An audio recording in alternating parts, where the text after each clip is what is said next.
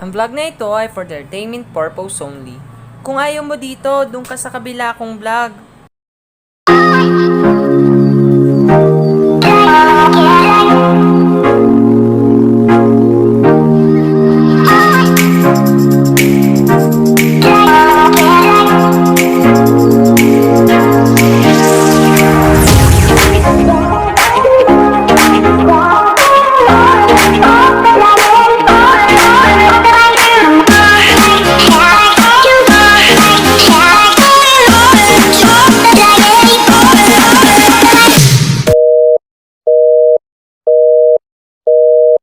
Hi guys! Welcome back again to my channel. It's me, your best friend, Nico! Happy 2021 na nga mga idol best friend. And today, for this video guys gagawin tayo, kukulay tayo ng hair. So, iba-vlog natin yan kasi 2021 na. So, kailangan natin ng new look bago tayo pumasok sa opisina natin tomorrow o sa isang araw. So, syempre, bago tayo magkulay, hintayin muna natin si Jowa na bumili ng gagamitin namin sa pangkulay. And hindi ko alam yung actually magiging kulay ng buhok ko. So, samahan niyo ako, tsaka si Jowa ako na magkulay. And once again, don't forget to like, share, subscribe, and don't forget to click the notification bell para lagi kayong updated once may bago tayong video or vlog dito sa ating channel. So, ito nga nakikita nyo, as you can see guys, dilaw yung uso kasi ito ngayon uso tong, ano ba to? Ang tawag ba dito? Uso to na parang headband na to. So, bumili ako sa palengke. Kwento-kwentuhan muna tayo ngayon guys kasi medyo, umuulan pa sa labas and inintay ko pang dumating si Jowa para doon sa binili niyang pangkulay. And, kumusta niyo po ba ang New Year niyo? So, I hope na maraming na naging safe lalo ngayon kasi na-less talaga lahat ng nagpaputok ng mga paputok. More on quitis lang, yung lumilipad lang, pero hindi tayo gumamit ng yung mga piccolo or mga something sinturin putas, yung mga ganyan po. So, sana to maging this year is mas maging strong kasi alam naman natin hanggang ngayon hindi pa natatapos yung pandemic kahit nagbagong taon na. So, kailangan natin maging safe for this year. And kailangan pa rin natin malampasan itong mga struggle. Kailangan natin malampasan itong hamon natin sa buhay. And thank you so much guys dahil sa sinamahan nyo kami.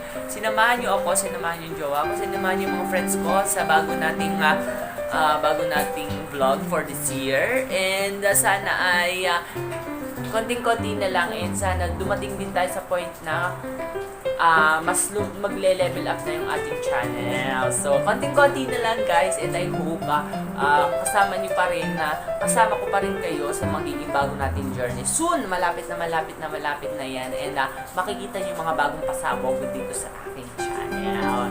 So, tara! Tingnan niyo na yung mga gimulong. Tara na! Oh, sige. Happy New Year! Tara na! Kasi, tara na nga. Hi guys! So yun nga, dumating na si Jowa and bumili na siya ng pangkulay namin and kagulat ako saan siya bumili.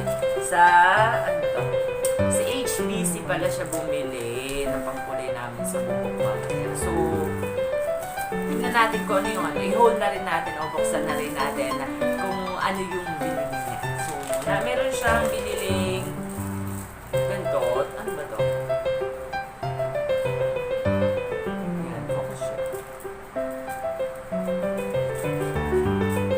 Ayan, di ganyan siya binili. M Professional Regular 12% Volume 40 Oxidizing Emulsion System. Siguro ito yung 12% sinasabi nila muna bagong lalagay dito bago kumukulay. So, hindi ko alam kung anong kulay nito 9.3 light copper blonde. Blonde pala ang kulay namin ba? Blonde yung magiging kulay. And ito yung kanyang labas guys. Ito yung labas niya. Ayan, tingnan natin kung ano yung kasi. Light copper blonde. Kasi ba light lang siya? And ito yun. So, kasya na naman siguro sa amin itong dalawa kasi manipis naman yung buhok ko at saka manipis naman yung buhok ko. So, siguro kasya na itong isa para sa amin dalawa. And, ayun to, may binili pa siya, ano ba kung binili siya?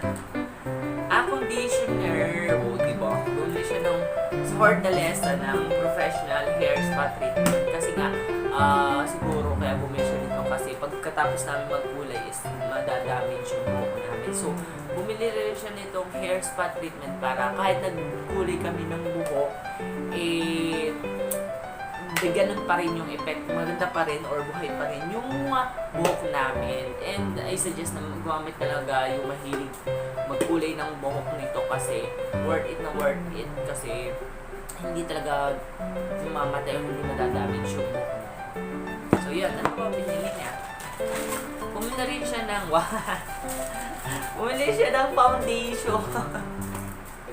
Bumili siya ng sansan. So mahilig sa magsansan. Alam ko may best friend ako na mahilig magsansan eh.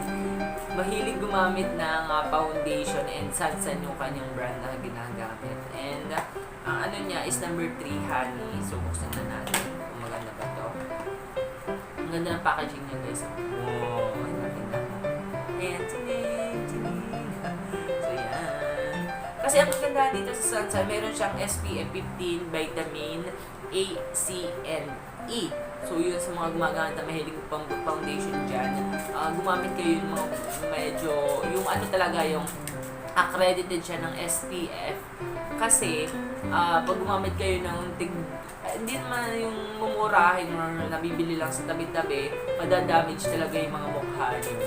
Or masisira talaga yung mga face nyo. So, ito yung kanyang laman. And may plastic kasi siya. Ang ganda to kasi sa laman na. And yung kanyang sponge ay nakahiwalay. So, beauty products ba tayo? Beauty products sa uli. Magkukuha na ng buhok. So, ito yung nabili niya sa labas. And, habang ipiprepare namin ni Jowa itong pangkulay natin, isamahan mo. Tara.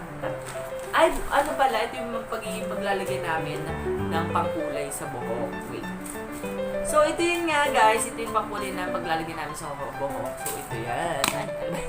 So, ito yung magiging lalagyan natin sa buhok. Ayan. 48 pesos lang siya. And then, ito yung magiging suklay natin. So, magpapalit tayo ng damit kasi kulay puti yung suot natin and baka matuluan tayo or ano, para hindi mahirap maglaba. So, tara, samahan niyo ako guys. Let's go!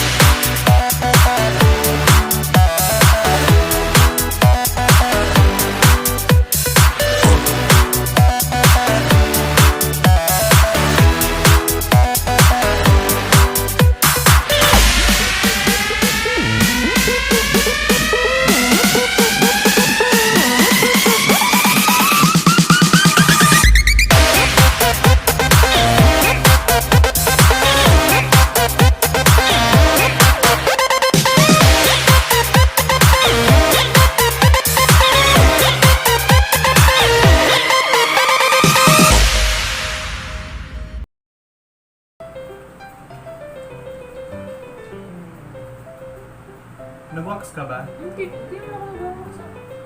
Hindi ako siya.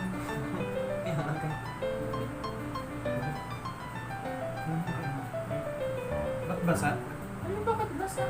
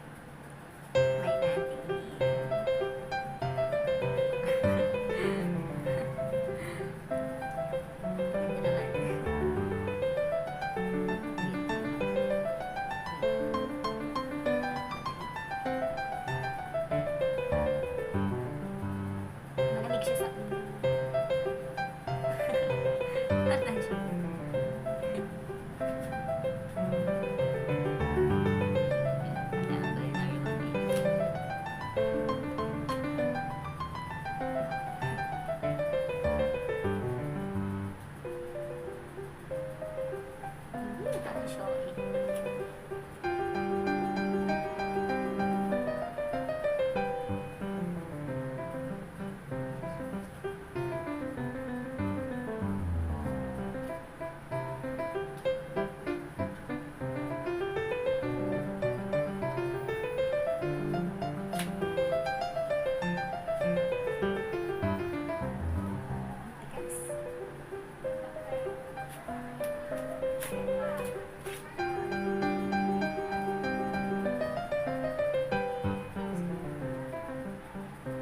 Para siyang violet guys.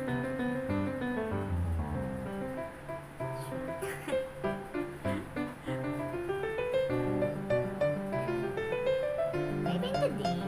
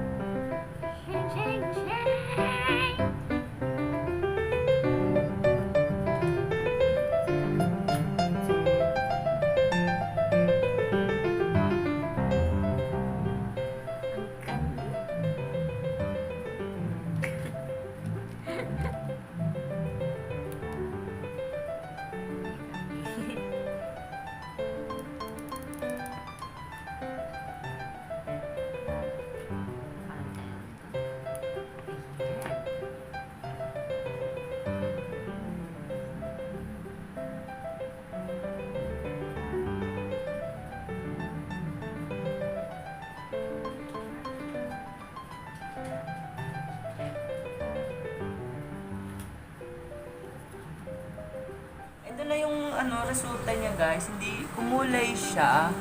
Light lang kasi siya, light balad cover. So, siguro bukas tomorrow morning makikita natin yung mismong kulay. Pero, tama lang naman yung ganitong kulay kasi hindi naman natin kailangan yung mag-bleach pa kasi napasok ka tayo sa opisina. So, yun, kailangan natin mga light lang na kulay para hindi tayo mukhang mukhang patay yung buhok natin. So, yun and ginamit ko na yung conditioner and ito malambot siya.